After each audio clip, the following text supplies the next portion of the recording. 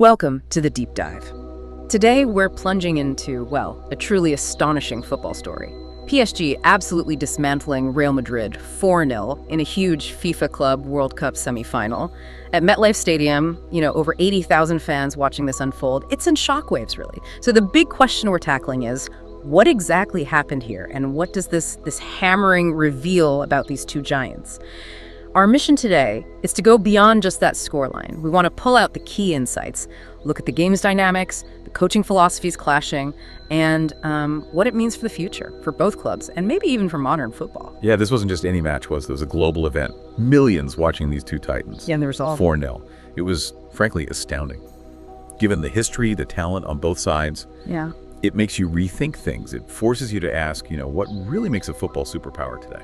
Let's unpack that. Because what makes it even crazier is the suggestion that PSG were almost lucky it was only 4-0. Apparently, they took their foot off the gas quite a bit in the second half.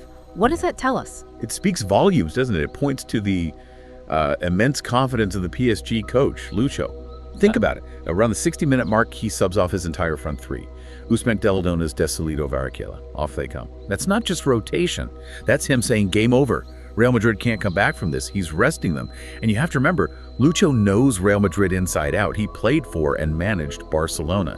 That gives him a kind of almost intuitive understanding of their weaknesses, which he exploited perfectly here. That level of confidence, wow. And speaking of setting the tone, PSG just exploded out of the blocks, didn't they? A 2-0 lead within, 10 minutes? Exactly. Real Madrid basically handed it to them early on. Critical errors. It felt like PSG knew exactly where to press, where the weak spots were. First mistake, it came from Asensio.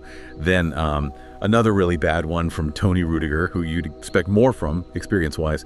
Now, Courtois, their keeper, he made a couple of brilliant saves early on. Absolutely world-class stops.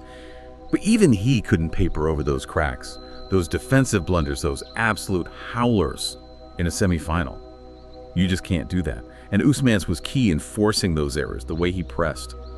Relentless, the source called him a mad dog or an animal, just constantly hounding them. Right, the relentless pressure. And you mentioned Lucho's confidence, his understanding. Are we seeing a full-blown Lucho revolution at PSG? Especially when you think about their past. They brought in Messi, Neymar, Mbappe, all these huge names, loads of super coaches, yet they often struggled to get past the Champions League round of 16. What's fundamentally changed? It really boils down to Lucho's philosophical shift.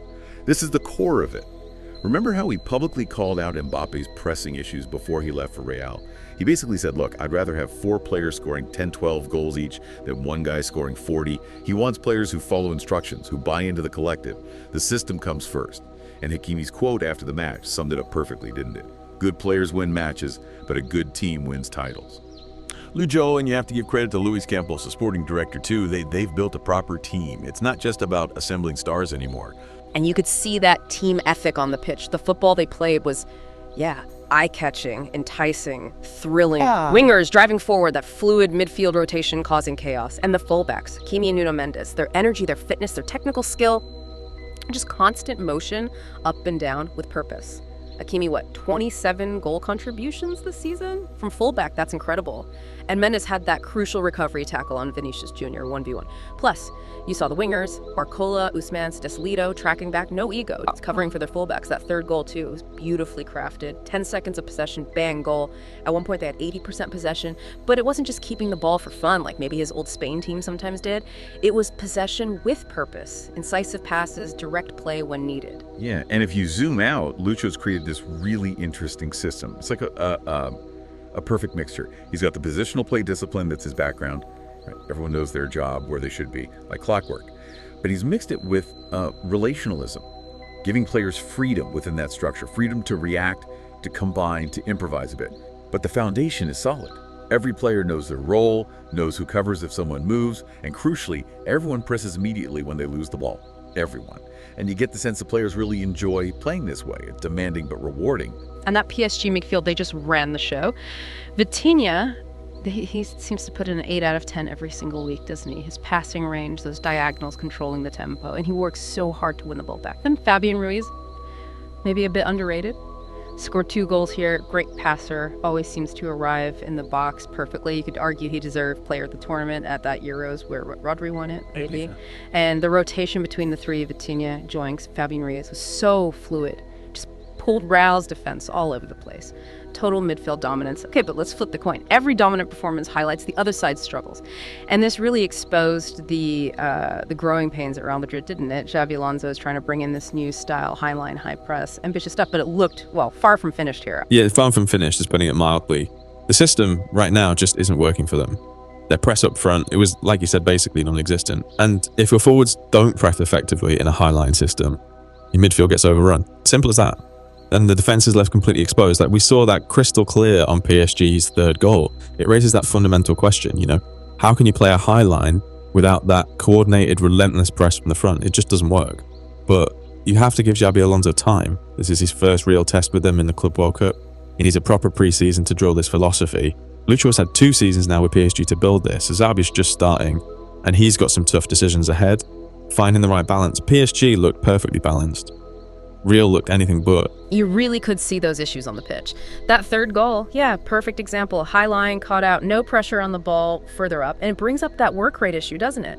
Especially for the big names. Mbappe, Vinicius Jr., under Ancelotti, maybe their individual brilliance could cover for less tracking back sometimes. But in Xabi's system, no chance. You have to work off the ball, track back consistently. That's non-negotiable.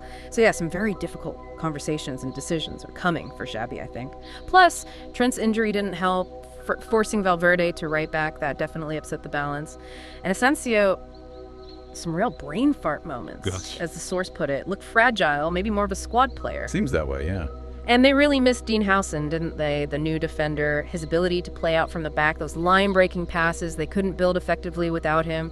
The midfield too, Tchouaméni, Ardaguler, Bellingham, they just couldn't get a grip on the game, could they? No control. There was that moment Bellingham just ran with it and shot when a pass looked like the much better option. Summed it up, maybe. And amidst all this, you had the Luka Modric situation. A really humiliating farewell for such a legend. His last ever match for Real Madrid ending in a 4-0 thrashing. The cameras kept panning to him. You could see the frustration etched on his face. It's kind of poignant, isn't it? A player who defined an era ending his time like this in a game that maybe signals a shift.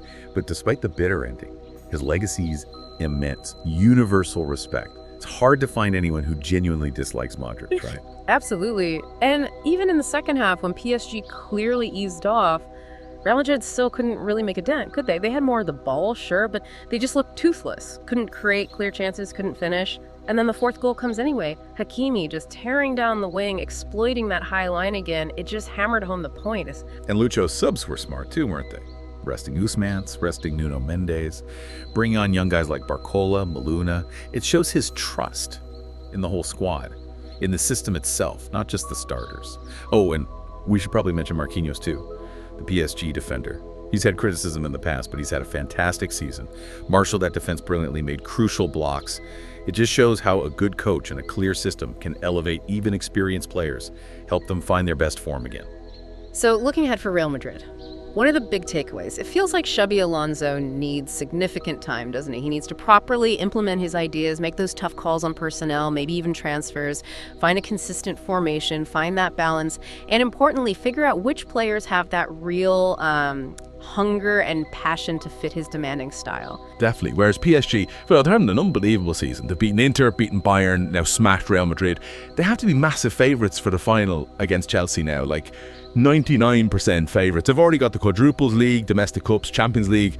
Now there's a genuine shot at 6 titles this season, adding this Club World Cup and the UEFA Super Cup. Lucho's built something really special. The big question now is, can they sustain this level next season? How will others respond? And for Chelsea, their opponents in the final, this game and the final itself, it's going to be a huge test, isn't it? A proper reality check for that young team. Like Courtois said after the game, this beating is good for learning.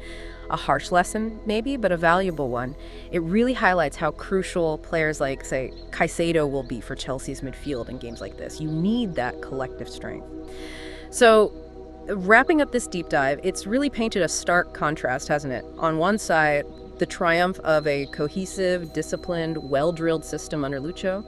On the other, a Real Madrid very much in transition, grappling with a new philosophy and maybe some issues around individual work rate versus system demands. Absolutely. And it leaves us with a big question, maybe for you, the listener, to ponder. In today's football, what truly defines a superpower? Is it still just about collecting the most brilliant individuals? Or is it more about the disciplined, collective execution of a sophisticated system?